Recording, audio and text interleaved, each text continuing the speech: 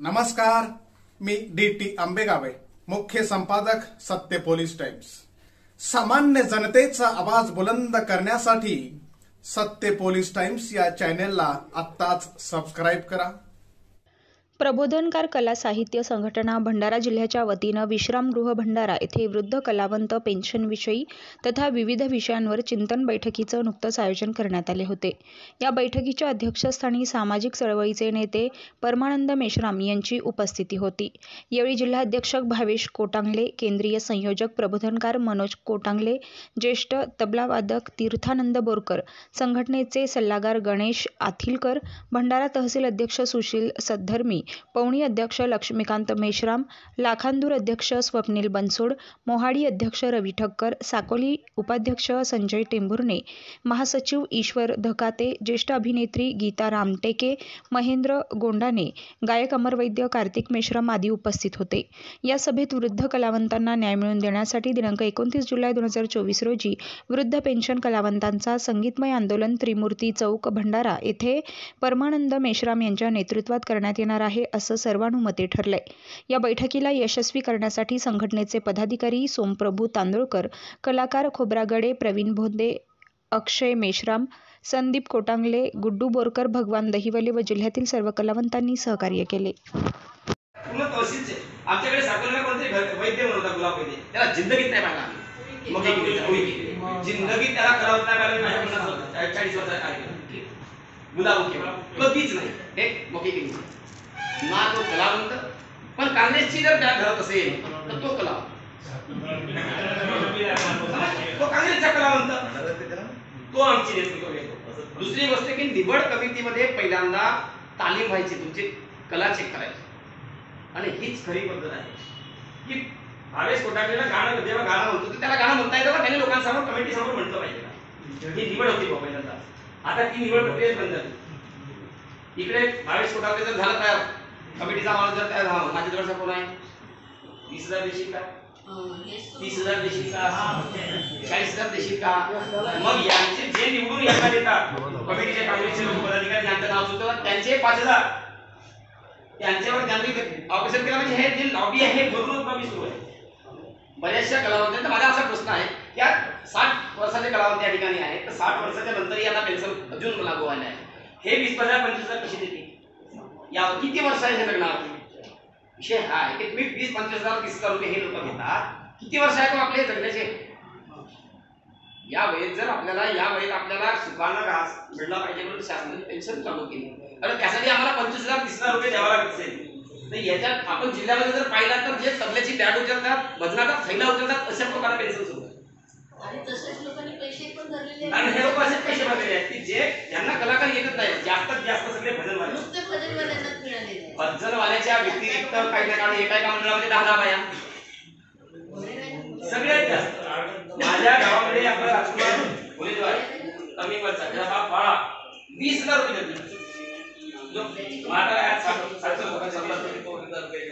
काय पैसे देणार आहे? बरेच लोकांनी मला म्हणायचं आहे की तुम्ही कलावंत आहात, तुमच्याकडे पुरावे आहेत, मग तुम्ही 20,000-25,000 का देता? प्रत्येकाला वाटतं की बाबा 5,000 तुम्हाला पेन्शन भेटेल तर हे 25-30,000 जातील, पण तुमच्या 25,000 दिल्यामुळे मूळ कलावंत म्हणून तुमच्या 25,000 त्याला कारणीभूत तुम्हीच आहात असं म्हणणं काय हरकत नाही। आपला धडा जरी तुमच्यासाठी जरी असला तरी पण तुम्ही 25-30,000 त्यांनी बोलले की तुम्ही पटकन रक्कम देतात, 2-4-6 महिन्याची जाईल ना पेन्शन।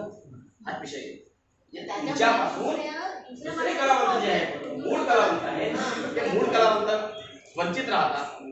तर माझं असं मत आहे भाऊ की आता जिल्हा परिषद मध्ये 3 तिकडे सरकार आहे, राष्ट्रवादी बसली आहे तिकडे, शिवसेना बसली आहे, यांच्यामध्ये तर वाद सुरू आहे की आमच्या काँग्रेसवाला म्हणतो की साकोलीमधून माझे 2 पाहिजे, बीजेपी वाला म्हणतो साकोलीतून 2 पाहिजे, राष्ट्रवादीवाला म्हणतो माझे 2 पाहिजे। कमिटी राहते 11 लोकांचे का सुरू त्याचे नाही आहे, राष्ट्रवादीचे म्हणून हा झगडा आहे। हा बाकीचे सगळे बरोबर आहे, मला सगळंच माहित आहे। हा हे असंच लफडा यांचा की यांचे लोक यांची 3 तिकडी सरकारमुळे आपण 3 वर्षापासून प्रलंबित आपले प्रकरण आहे। म्हणजे यांच्या राजकारणाच्या चेंगरी चेंगरीमध्ये आपला कलावंत चेंगरतो, त्यांच्या मनामध्ये आपण म्हणतो।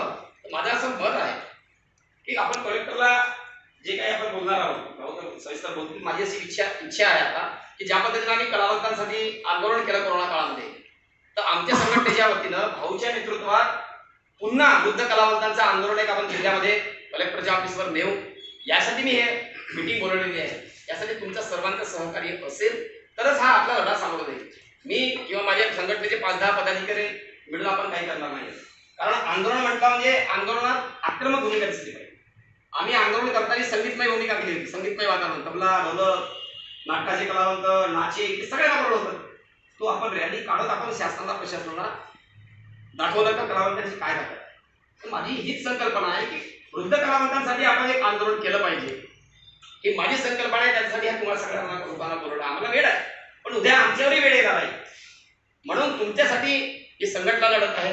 इथे एक वैयक्तिक माझी संघटना आहे, तर सगळ्या संघटनेचे लोक आपण एकत्रित येऊन काम करणार आहोत. पण कुणाला तरी पुढाकार घ्यावा लागेल. संघटना वेगवेगळ्या जरी असल्या पण कुणाला तरी पुढाकार घ्यावा लागेल. आम्ही आमच्या संघटनेच्या वतीनं, प्रबोधनकार कला साहित्य संघटनेच्या वतीनं या आंदोलनाची प्रमुख भूमिका घेण्यासाठी आम्ही सर्व जिल्ह्यातील तालुका अध्यक्षांच्या वतीनं ग्वाही देतो. आणि समोरची प्रक्रिया आपण सर्वांचे मनोगत व्यक्त झाल्यानंतर काय करायचं हे आपण ठरवणार आहोत. आपण सर्वांनी या ठिकाणी आपली अमूल्य वेळ दिली, कारण शेतीची वेळ आहे. पण तुम्हालाही पेन्शन पाहिजे, तुम्ही एक कलावंत, जागृत कलावंत आहात, म्हणून या ठिकाणी उपस्थित झाले. त्याबद्दल प्रबोधनकार कला साहित्य संघटनेच्या वतीनं आपले सर्वांचे या ठिकाणी आभार मानतो आणि याच ठिकाणी थांबतो. धन्यवाद. 50 वर्षाच्या श्रमाची लढाई. ही जी मागणी आहे ही 50 वर्षांनी बेबीच्या देठापासून ज्या कलेला जपलेला आहे, याच कलेसाठी मी माझं आयुष्य उद्ध्वस्त केलेलं आहे. ही जी मागणी आहे 50 वर्ष 6-6 महिने मी माझ्या परिवाराला वेगळं ठेवून लढलो आहे. माझी कला सादर केली आणि आज आयुष्याच्या शेवटच्या जेव्हा टप्प्यामध्ये मी आहे, तिथे ना माझी आता कला कामात येत आहे, तिथे ना माझा परिवार कामात येत आहे. परिवाराने म्हटलं आहे की तारुण्यापणामध्ये मला कुठे कामाला आणलाच नाहीये, मुलं साथ देत नाहीये. आणि म्हणून माझ्या या मी वृद्धापण आहे म्हणत, पण माझ्या आयुष्याच्या शेवटच्या क्षणामध्ये मला काहीतरी मायबाप सरकारनं माझी सुद्धा गिनती या ठिकाणी करावी, म्हणून ह्या चिंतेची लढाईचा रणसिंग फुंकणार त्याच्या पार्श्वभूमीवर आपली सर्व आपण इथे एकत्र आलेला.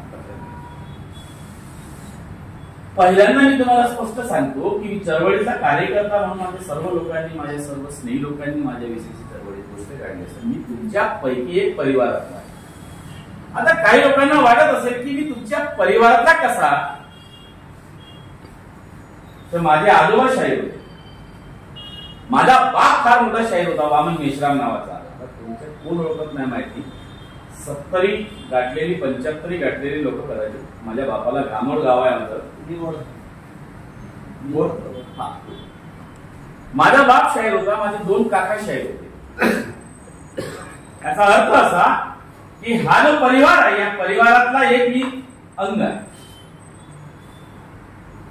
दुसरं असं आहे की मी काही मागणी वेगळी करत नाही आहे. या देशामध्ये कोट्यावधी 1-2 लाख नाही, 1-2 करोड नाही, 100 करोडच्या पुढे इतका असणारा क्रिकेटचा क्रिकेटर जेव्हा निवृत्त होतो तेव्हा इतका भारत सरकार ICC त्याला पैसे आणि त्याला पेन्शन लागू करते.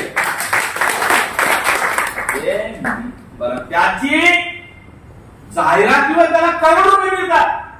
ती जाहिरात साली कंडोम पासूनची तंबाखू गुटख्यापर्यंत, सिगरेट दारूपर्यंतची असतात. आणि जेवढ्या व्यभिचारातल्या ज्या काही जाहिराती आहेत ते हरामखोर करतात.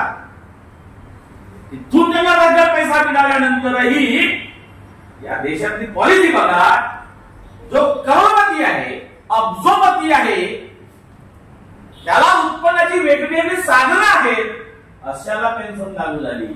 तर दिल्लीच्या डेटापासून, ज्यांना कलेच्या प्रदर्शनापासून या समाजाचं ज्यांनी, म्हणजे त्या काळामध्ये काय होतं, रेडिओ लागत होते का तुम्ही? नाही. एक गावामध्ये एक खूप मोठी रेडिओ असायची त्या काळात. टीव्हीचा हा विषयच नव्हता. मग त्यावेळेस करमणुकीची साधनं काय होती? करमणुकीची साधनं होती तुमचे भजनं असतील, तुमचं काय ते गोंधळ असेल, तमाशा असेल, भारूड असेल, नाटक असतील, तुमच्यापैकी तमाशामध्ये किती लोक काम करतात शहरात?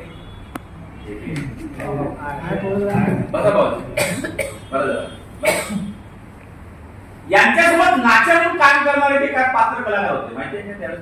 सामान्य जनतेचा बुलंद आवाज, सत्य पोलीस टाइम्स.